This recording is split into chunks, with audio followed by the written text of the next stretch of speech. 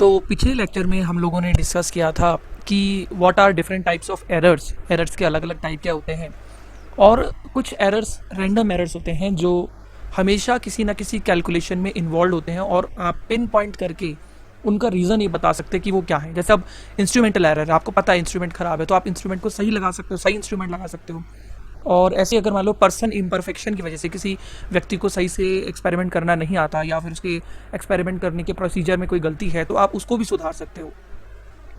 लेकिन कुछ एरर्स ऐसे होते हैं जो आप कभी भी मतलब आप पिन पॉइंट करके नहीं बता सकते कि ये इस कारण से हो रहा है। वो बहुत सारे अलग अलग आप कह सकते हैं ऐसे एरर्स जिनको आपको लेकर ही चलना पड़ता है, मतलब वो कैलकुलेशन में हमेशा इन्वॉल्व ही रहेंगे।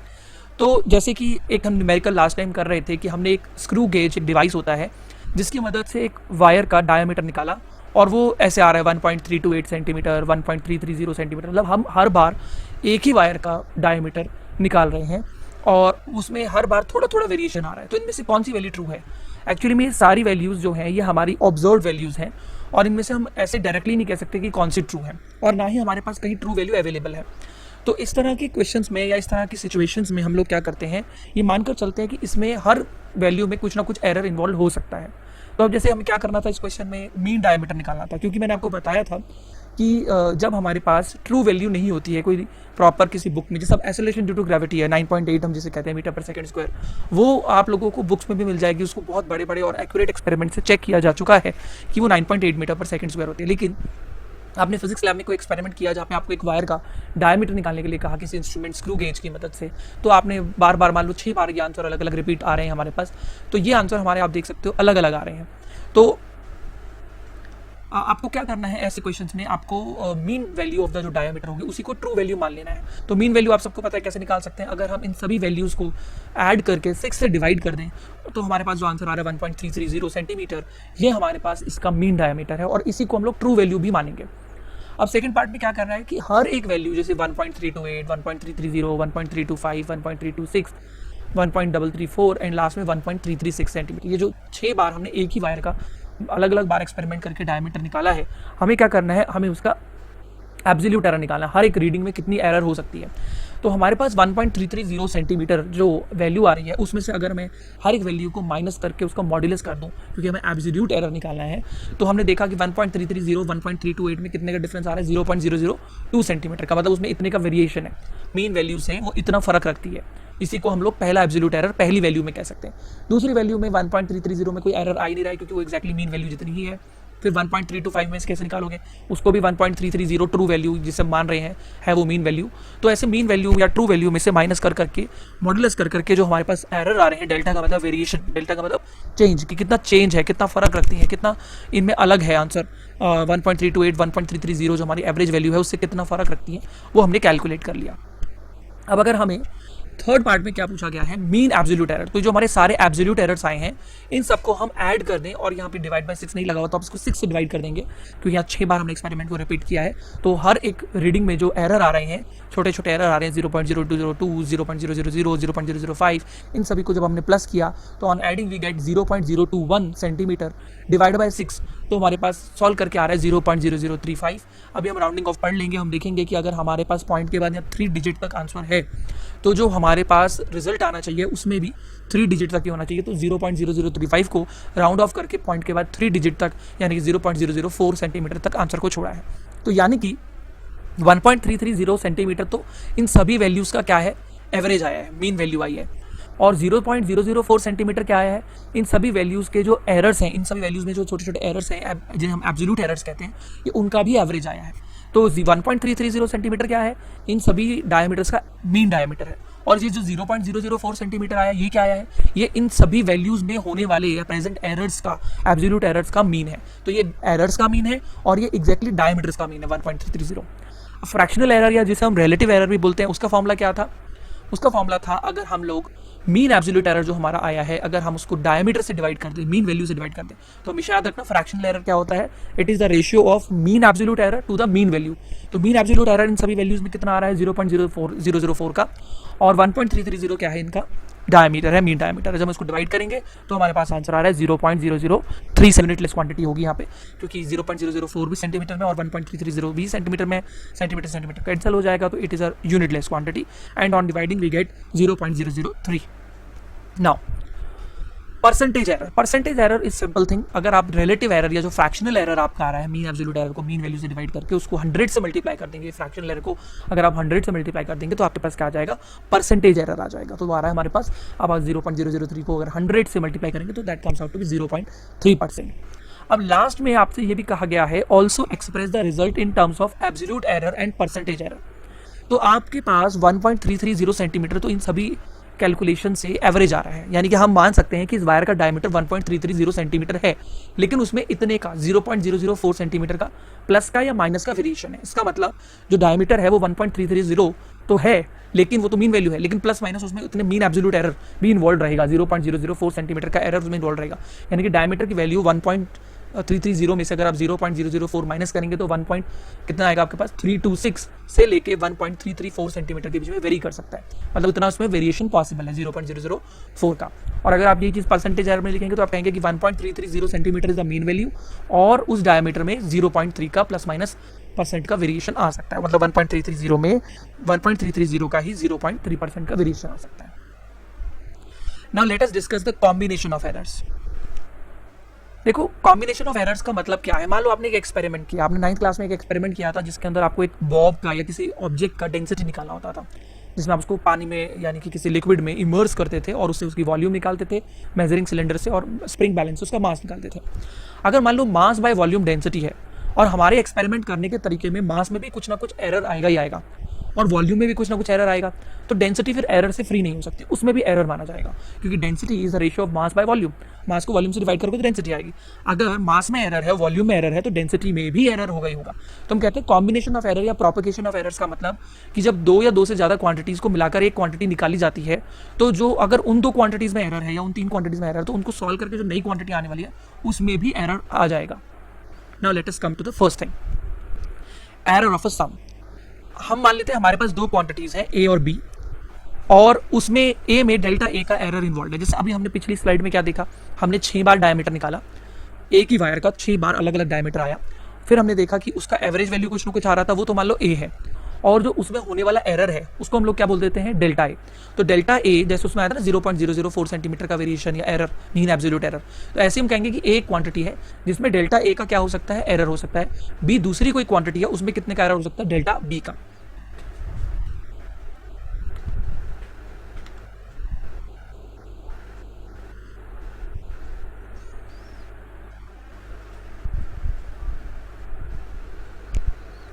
अगर हम कह रहे हैं कि हमारे पास ए क्वांटिटी है जिसके अंदर डेल्टा ए का एरर है और बी एक और क्वांटिटी है दूसरी जिसके अंदर डेल्टा बी का एरर है, तो अगर हम ए के अंदर ये मानकर चल रहे हैं कि प्लस माइनस डेल्टा ए का वेरिएशन है और बी के अंदर भी ऐसे हम क्या कह रहे हैं, प्लस माइनस डेल्टा बी का वेरिएशन है, तो अब हम क्या कह रहे हैं कि अगर जेड एक क्वांटिटी है जो ए और बी को ऐड करके आती है, a plus b is equal to z. जैसे कई बार होता है ना कि हमें कोई चीज़ को सम करके एक नई क्वांटिटी आती है, तो हम लोग कहेंगे जब मान लो एक सब्सटेंस का वेट है कुछ, फिर दूसरे सब्सटेंस का वेट और हम उसका टोटल वेट निकालने के लिए कहा गया है, तो अगर दोनों वेट्स को हमने मेजर किया उसमें कुछ एरर है, तो उन दोनों को मिलाकर जो क्वांटिटी टोटल वेट आएगी उसमें भी एरर होगा ही होगा। तो हम लोग अगर एरर कंसिडर कर लें तो हम लिख सकते हैं ए की जगह ए प्लस माइनस डेल्टा ए, और एरर कंसिडर कर ले तो हम बी की जगह लिख सकते हैं b plus minus delta B. तो मैंने ए की जगह a plus minus delta a लिख दिया है और बी की जगह हमने b plus minus delta b लिख दिया है, और जेड की जगह हमने क्या लिख दिया है, Z plus minus delta Z. अब इसको आप थोड़ा सा रीअरेंज करें तो ए प्लस बी आपने एक साथ लिख दिया और प्लस माइनस डेल्टा ए और प्लस माइनस डेल्टा बी का प्लस माइनस आपने क्या कर लिया, कॉमन निकाल लिया, तो अंदर रह गया डेल्टा ए प्लस डेल्टा बी। अब by formula A plus B क्या है, ए प्लस बी को करके सॉल्व करके क्या आता है, जेड। तो हमने ए प्लस बी की जगह क्या लिख दिया, जेड प्लस माइनस डेल्टा ए प्लस डेल्टा बी। तो अगर आप इसको सॉल्व करेंगे तो आप देखेंगे कि जेड से जेड क्या हो जाएगा, कैंसिल हो जाएगा, और आपके पास क्या आएगा, plus minus delta Z is equal to plus minus delta A plus minus delta b, और simply delta Z is equal to delta A plus delta b. आप देखिए, आप कहेंगे कि यहाँ तो प्लस माइनस लग रहा है, तो यानी कि आपके पास 4 कॉम्बिनेशन पॉसिबल है कि दोनों डेल्टा ए और डेल्टा बी प्लस में हो जाए, दोनों डेल्टा ए और डेल्टा बी माइनस में हो जाए, डेल्टा ए प्लस में हो जाए, डेल्टा बी माइनस में हो जाए, या डेल्टा ए माइनस में हो जाए और डेल्टा बी प्लस में हो जाए। लेकिन हमें क्या करना होता है, मैक्सिमम पॉसिबल एरर कैलकुलेट करना होता है। हमें क्या करना होता है, मैक्सिमम पॉसिबल एरर को कैलकुलेट करना होता है। तो आप लोग ये देखेंगे कि अगर डेल्टा ए माइनस प्लस में ले लें और डेल्टा बी माइनस में ले लें तो इसका मतलब आप एरर को कम ले रहे हैं। आप देखेंगे कि मैक्सिमम पॉसिबल एरर हमारी कैलकुलेशन में कितना हो सकता है। तो अब रिजल्ट क्या आया कि अगर जेड ए प्लस बी है, आप अगर ये डेरिवेशन याद रखें तो अच्छी बात है, और लेकिन ज़्यादातर देखा गया है कि इसके ऊपर डायरेक्टली न्यूमेरिकल्स ही पूछे जाएंगे, but you should know the derivation also. So delta Z is equal to delta A plus delta B. तो डेल्टा जेड क्या आएगा, डेल्टा ए प्लस डेल्टा बी, मतलब जैसे ये दो क्वांटिटीज जुड़ रही हैं तो इनके एरर्स भी डायरेक्टली जुड़े करेंगे, ऐड हो जाएंगे। अब हम एक न्यूमेरिकल कर लेते हैं जिससे हमें जो फॉर्मूला है, जो कॉन्सेप्ट है, अच्छे से समझ में आ जाए। हमें क्वेश्चन में दे रखा है two resistance R1 equal to 100 plus minus 3 ohm and second resistance R2 150 plus minus 2 ohm. मतलब दो रेजिस्टेंसेज हैं और उनको आपस में किस में कनेक्ट किया गया है, सीरीज में कनेक्ट किया गया है। तो what is the equivalent resistance. Now in the question हमें दे रखा है कि R1 जो है वो 100 ओम का है, मतलब उसकी वैल्यू 100 ओम है, लेकिन उसमें 3 ओम का एरर भी पॉसिबल है। ऐसे जो R2 है वो कितना है, 150 ओम है, लेकिन उसमें 2 ओम का एरर भी इन्वॉल्व है। मतलब देखा जाए तो रेजिस्टेंस जो सेकंड रेजिस्टेंस है वो 150 में से 2 माइनस करो तो 148 से लेके 152 तक के बीच में वेरी करता है। तो मतलब उसमें 2 ओम का वेरिएशन पॉसिबल है। यानी कि R1 हमारे पास 100 है, लेकिन R1 में होने वाला एरर जिसे हम डेल्टा R1 कहेंगे वो 3 ओम है। ऐसी R2 हमारे पास 150 ओम है, लेकिन R2 में होने वाला एरर जिसे हम डेल्टा R2 कहेंगे वो 2 ओम है।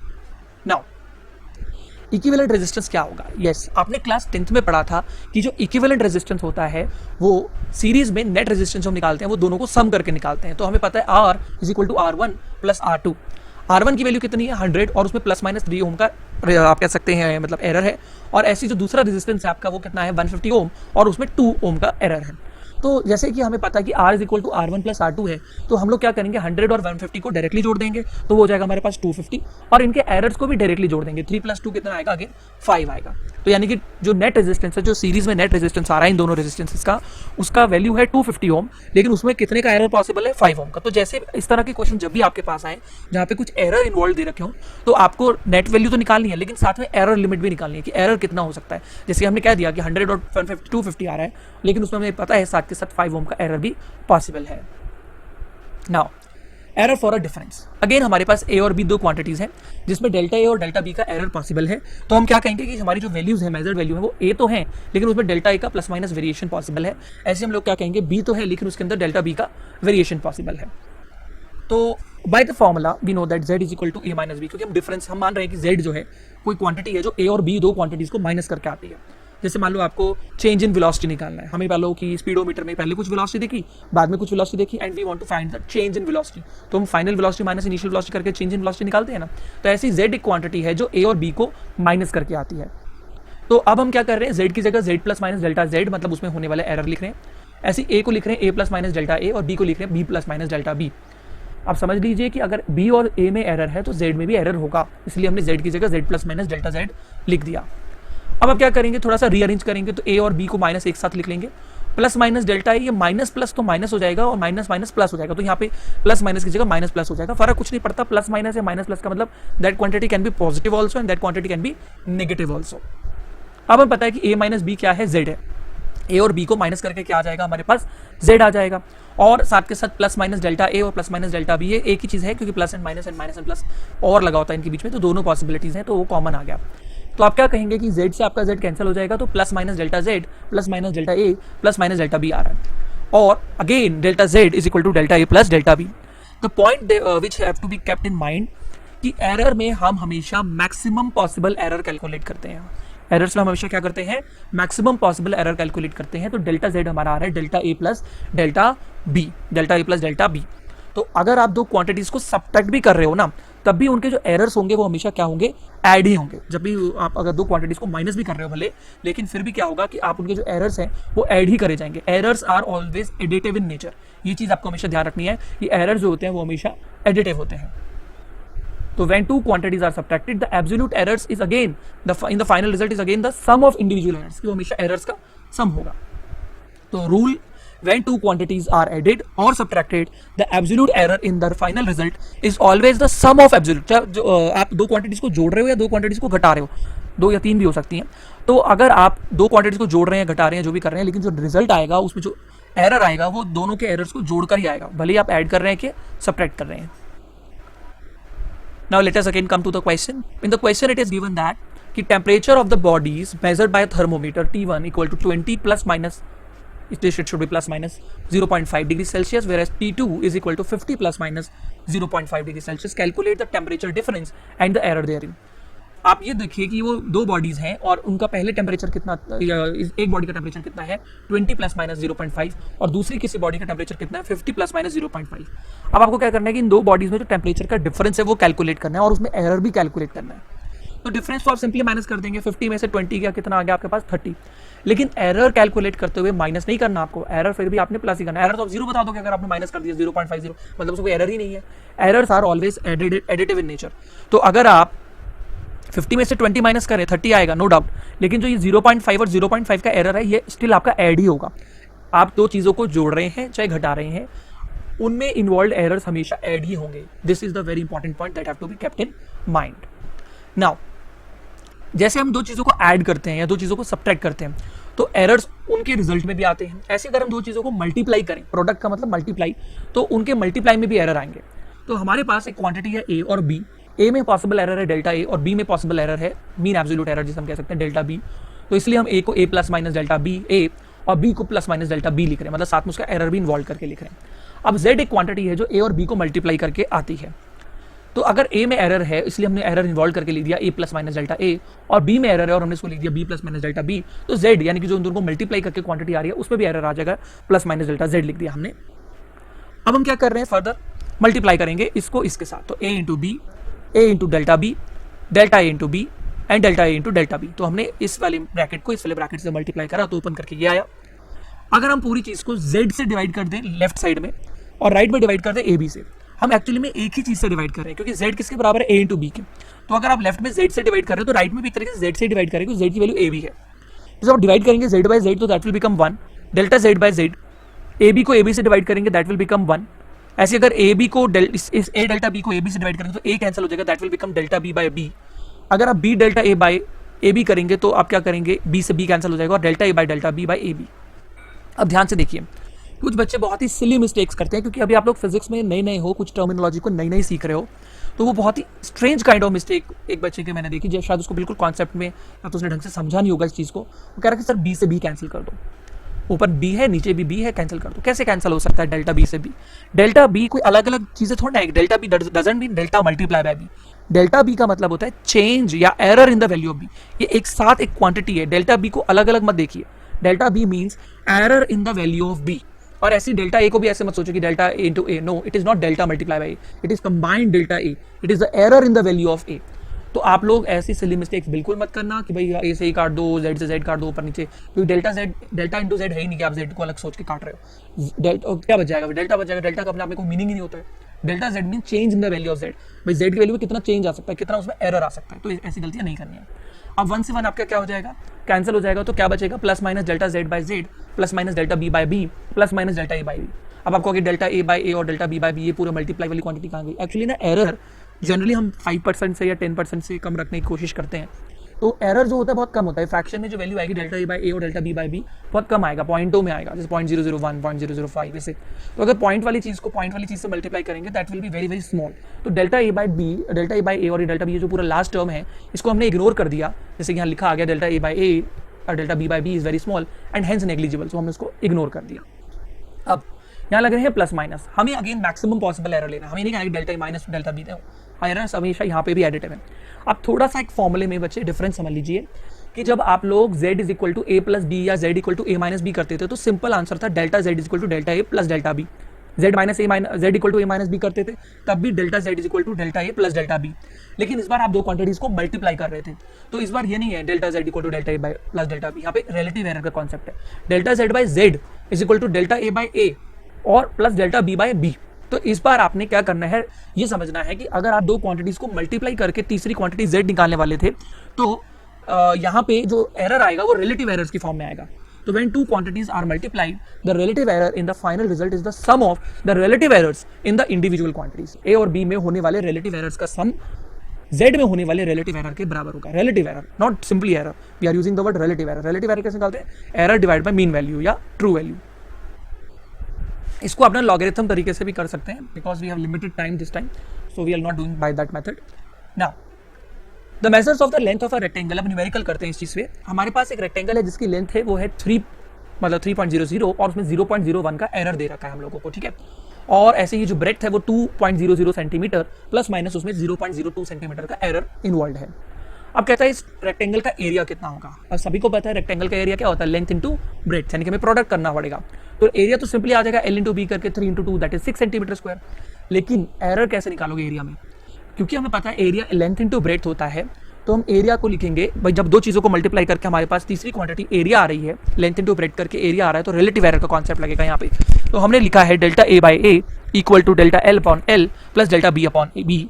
ए को आप ऊपर मल्टीप्लाई में ले जाएंगे, एरिया को आप ऊपर मल्टीप्लाई में लेके जाएंगे। अब डेल्टा एल कितना है, लेंथ में कितने का एरर है 0.01 का, लेंथ की वैल्यू कितनी है 3, ब्रेथ के अंदर कितना एरर है 0.02 वो लिख दो, और ब्रेथ की वैल्यू कितनी है 2, और एरिया की वैल्यू हमने ऊपर निकाली लिया 6, तो ए की जगह हमने लिख दिया 6। तो डेल्टा ए यानी कि एरिया के अंदर होने वाला एरर कितना आ रहा है, आप इसको सॉल्व करेंगे and you will get 0.08 centimetre square. तो the area of this rectangle, देखो 6 सेंटीमीटर स्क्वायर, 3 2 6 वो तो आ ही रहा है, लेंथ इंटू ब्रेथ करके आ ही रहा है, लेकिन 0.08 सेंटीमीटर स्क्वायर का उसमें एरर भी होगा। अब ऐसे ही आप क्वेश्चन, अगर मान लो ए और बी को डिवाइड करके z निकाल रहे हैं और a में एरर है a plus minus delta a, b में इन्वॉल्व एरर है डेल्टा b का, इसलिए हम उसको b plus minus delta b लिख रहे हैं। तो ऑब्वियसली दो क्वांटिटीज को डिवाइड करके, जैसे भी मैं मास और वॉल्यूम का एग्जांपल दे रहा था कि when you divide mass by volume you will gate density. अगर मास में भी एरर है और वॉल्यूम में भी एरर है तो डिवाइड करके जो नई क्वांटिटी डेंसिटी आएगी उसमें भी एरर होगा। तो इसलिए हमने a को a plus minus delta a और b को b plus minus delta b लिखा और z को z plus minus delta z लिखा। अब आप क्या करेंगे, b plus minus delta b में से b कॉमन ले लेंगे और अंदर ब्रैकेट में रह जाएगा 1 plus minus delta b by B. मैंने जानबूझ के यहाँ पे b को डिनोमिनेटर में कॉमन लिया है, अभी आपको पता चलेगा क्यों। अब ये जो 1 plus minus delta b by B है, अगर आप इसको न्यूमिनेटर में ले जाएंगे तो जो उसकी पावर है वो किस में हो जाएगी, माइनस में हो जाएगी, और a plus minus delta a के डिवाइड में केवल क्या बचा, b बचा। अब आपने एक बाइनोमियल थ्योरम पढ़ी थी मैथमेटिकल टूल्स में कि अगर 1 प्लस या माइनस कोई चीज़ आ जाए, x आ जाए और पावर n हो, और आपको पता हो कि ये जो डेल्टा b बाई बी वाली क्वांटिटी है ये काफ़ी कम हो, तो ये जो पावर है आगे मल्टीप्लाई में आ जाती है। तो वही किया, तो प्लस माइनस 1 क्या बन गया, माइनस प्लस, क्योंकि डेल्टा b बाई बी 1 से काफ़ी कम है। तो बाइनोमियल अप्रॉक्सीमेशन यूज़ की हमने। अब आप क्या कहेंगे, अब आप वैसे ही जैसे आपने पिछले मल्टीप्लाई वाले केस में किया था, a बाई बी को 1 से, इसको इससे, इसको इससे, मतलब पूरे ब्रैकेट को मल्टीप्लाई करके इसको ओपन करेंगे, that will getting a by b plus minus a by b into delta b by b, और ऐसे ही हमारे पास कितना आएगा delta a by b, and similarly last में हमारे पास बचेगा plus minus delta a by b plus multiply में delta b by b. Again जैसे हमने पिछले में किया था, z से डिवाइड किया था, और यहाँ पे राइट साइड में हम a बाई बी से डिवाइड करेंगे, और ये quantity delta a into delta b by B square बहुत कम होगी, एंड द फाइनल रिजल्ट यहाँ पे भी कितना आएगा, delta z by z is equal to delta a by a plus delta b by b। तो यानी कि इसका रिजल्ट भी बिल्कुल मल्टीप्लाई वाला ही आ रहा है। अगर z a बाई b है, z a बाई बी है, a में एरर है b में एरर है, तो हम क्या कहेंगे, दोनों के रिलेटिव एरर्स को जोड़कर, a में होने वाला रिलेटिव एरर मतलब delta a by a, b में रिलेटिव एरर कैसे निकालोगे, डेल्टा b बाई b, तो उन दोनों के रिलेटिव एरर्स को जोड़कर हमारे पास क्या आ जाएगा, z का रिलेटिव एरर आ जाएगा delta z by z। Same result जैसा कि किस में आया था, प्रोडक्ट में आया था। इसको एक और मेथड से लॉगरिथम तरीके से किया जा सकता है, रिजल्ट सेम ही आएगा। Now let us come to a question. हमें इसमें कह रखा है कि वोल्टेज किसी वायर के क्रॉस कितनी है 100, और उसमें प्लस माइनस 5 वोल्ट का एरर हो सकता है। और जैसे ही हमारे पास अगर करंट भी दे रखा है वायर के अंदर 10 एम्पियर और उसमें प्लस माइनस 0.2 एम्पियर का एरर है, तो वोल्टेज हो गई 100 प्लस माइनस 5 वोल्ट और करंट हो गया 10 प्लस माइनस 0.2 एम्पियर। हमें करना क्या है, वायर का रेजिस्टेंस निकालना है। अगर हमें वोल्टेज और करंट दे रखी है तो हम रेजिस्टेंस निकाल सकते हैं यूजिंग ओम्स लॉ। वो क्या होता है, resistance equal to voltage by current. तो हमें वोल्टेज दे रखी है 100 और करंट दे रखा है 10, तो 100 बाई 10 करोगे तो सिंपली आपका रेजिस्टेंस कितना आ गया, 10 ओम। अब हम क्या कहते हैं कि अगर R is equal to V upon I है, तो R में होने वाला relative error delta R by R बराबर होगा डेल्टा V बाई V में होने वाला रिलेटिव एरर, डिवाइड भी हो तब भी प्लस ही लगेगा, ये चीज़ याद रखना, errors are additive in nature. तो करंट में होने वाला relative error delta I upon I. अब R को क्या करेंगे, आप ऊपर न्यूमरेटर में मल्टीप्लाई में ले जाएंगे, फिर R की वैल्यू आपको क्वेश्चन में हमने निकाली लिया वोल्टेज बाय करंट करके 100 बाई 10 करके, that comes out to be 10। Delta I मतलब एरर इन द करंट वो 0.2 है, डिवाइड बाय I करंट की वैल्यू कितनी है 10 है, डेल्टा V मतलब V में होने वाला वोल्टेज में होने वाला एरर वो है 5, और हमारे पास जो वोल्टेज V है वो कितनी है 100। When will solve it will get 0.7। सो आप कह सकते हैं कि 0.7 ओम का उसमें एरर है।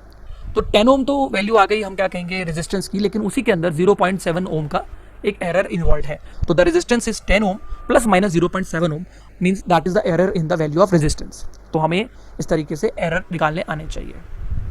नाउ अगर हमारे पास z इज इक्वल टू ए की पावर p आ जाए, मतलब कोई एक्सपोनेंट आ जाए, तो हम कैसे करेंगे? तो उसमें डरने वाली कोई बात नहीं, बहुत सिंपल है। एक्चुअली में जो एक्सपोनेंट होता है वो मल्टीप्लाई से तो बना है। अगर हम a की पावर p कह रहे हैं तो a into A up to a हो जाएगा हमारे पास, और a में एरर है इसलिए हमने a plus minus delta a में एरर है, तो बिल्कुल आप कहेंगे मल्टीप्लाई वाला रूल लगेगा। और सिंपली भी आप कह सकते हैं कि अगर z a into A up to a p times है, तो आप क्या कहेंगे? a में होने वाला relative error delta a by a में होने वाला relative error delta a upon a, last में p times delta a upon a। मतलब प्रोडक्ट रूल जो हमने पढ़ा था, प्रोडक्ट वाले जो कॉन्सेप्ट पढ़े थे, वही हमने यहाँ पे अप्लाई कर दिए हैं। अब क्या कहेंगे? और क्योंकि ये डेल्टा a बाई a बहुत बार p टाइम्स आ रहा है, तो इसको हम p मल्टीप्लाई में डेल्टा a बाई a लिख सकते हैं। तो आप याद रखेंगे, अगर z is equal to a की पावर p है, तो z में होने वाला relative error delta z by z, p ये पावर सोचो आगे मल्टीप्लाई में आ गई है, a में होने वाले रिलेटिव एरर के मल्टीप्लाई बराबर होगा। और हाँ, अगर p क्वेश्चन में नेगेटिव दे रखा है तो आप उसका मॉड्यूलस ले लेंगे, क्योंकि एरर्स हमेशा ऐड होते हैं और इसलिए उसको माइनस साइन को इग्नोर कर दें। एक बार हम सारी चीज़ों को फिर से रिवाइज कर लेते हैं। अगर z a प्लस बी के बराबर है, तो delta z delta a plus delta b होगा, मतलब ये एडिशन वाला रूल हो गया। अगर z a माइनस b है, तो एरर निकालते वक्त हम delta z equal to delta a plus delta b ही करेंगे, स्टिल उनको ऐड ही करेंगे। अगर z a इंटू b के बराबर है, प्रोडक्ट है, तो फिर हम रिलेटिव एरर वाला कॉन्सेप्ट लगाएंगे, सिंपली प्लस नहीं करेंगे एरर्स को, रिलेटिव एरर को प्लस करेंगे। तो delta z by z is equal to delta a by a plus delta b by b। अगर z a बाई b है, तो z में होने वाला error delta z by z delta a by a plus delta b by b होगा।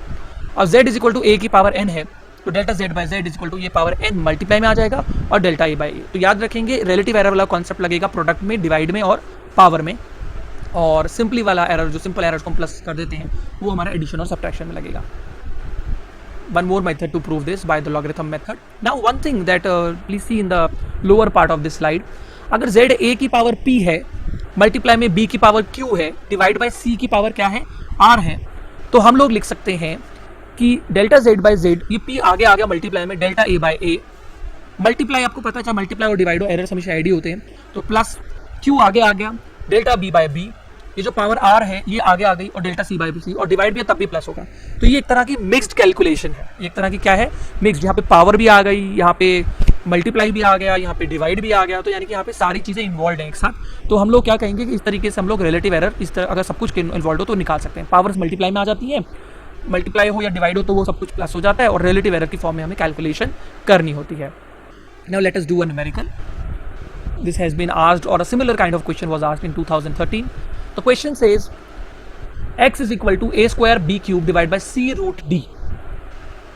If the percentage error of the measurement in a, b, c, d are respectively 4, 2, 3 and 1%, then calculate the percentage error in the value of x. देखो x एक quantity है जो a की power 2, b की power 3 divided by c और root D करके आती है, मतलब a, b, c, d चार क्वांटिटीज को सॉल्व करके इस तरीके से फॉर्मूला लगा के x आता है। अगर a, b, c, d चारों में कुछ कुछ परसेंट एरर है, तो x में भी कुछ ना कुछ एरर आएगा ही आएगा, और वो हमें कैलकुलेट करना है। तो let us start the solution.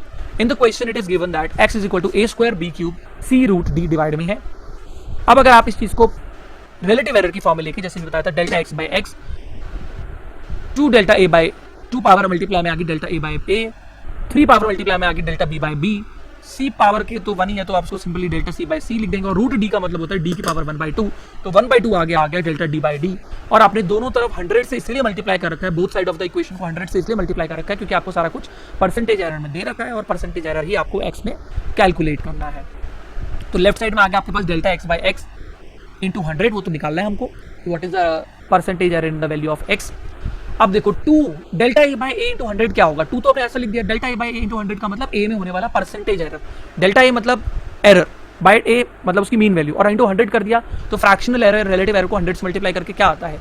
Percentage error. तो delta a by a upon 100, ये जो पूरी क्वांटिटी होगी, ये जो है delta a by a into 100 जो आपके पास दिख रहा है, वो एक्चुअली में कितना होगा? 4% होगा। वो एक्चुअली में कितना होगा? 4%। ऐसे ही delta b by b into 100 क्या होगा आपके पास? 2% होगा। ऐसे ही delta c by c into 100 कितना होगा? 3%। क्यों? देखो हमें क्वेश्चन में दे तो रखा है, हमें क्वेश्चन में it is given that in the question ये गिवन है कि जो a है उसमें 4% का एरर है, इसका मतलब delta a by a into 100 कितना होगा? 4%। ऐसी b, ये जो क्वांटिटी है b में कितने परसेंट का एरर है हमें क्वेश्चन में बता रखा है? 2% का, तो इसलिए delta b by b into 100 हमने क्या लिख दिया? 2% लिख दिया। ऐसे ही c में d बचता है इसमें 3% था और इसमें डी बचता है, इसमें 1% का एरर है, तो हमने यहाँ पे 1% लिख दिया और delta D by D into 100 को। तो हमने बेसिकली ये सब कुछ करा है कि डेल्टा ए बाई ए की जगह 4% लिख दिया, डेल्टा बी बाई बी की जगह इंटू 100 की जगह 2%, delta C by C into 100 की जगह 3% और delta D by D into 100 की जगह हमने 1% लिख दिया। तो 4 2 8, 3 2 6, then 3 1 3 and 1 into half, that will be 0.5%. So you can solve this, 8 plus 6 14 plus 3 17, the answer is 17.5%. तो आप कहेंगे कि अगर देखो A में, B में और C में और D में छोटे छोटे एरर्स थे, लेकिन उनको जो मिलाकर क्वांटिटी आ रही है X, उसमें एक बड़ा एरर आ रहा है 17.5% का। Okay, so this is the way that how we can solve the numerical based on the errors. तो हमने बेसिकली किया क्या, हमने एडिशन, सब्ट्रैक्शन, मल्टीप्लिकेशन, डिवीजन और अगर कोई पावर लगी हो किसी चीज़ के ऊपर तो उसमें एरर्स कैसे कैलकुलेट करते हैं, हमने ये सब कुछ डिस्कस किया है, that how we calculate the error in each and every calculation. हर एक कैलकुलेशन में एरर्स को कैसे कैलकुलेट किया जाता है वो हमने यहाँ पे डिस्कस किया है। ठीक है।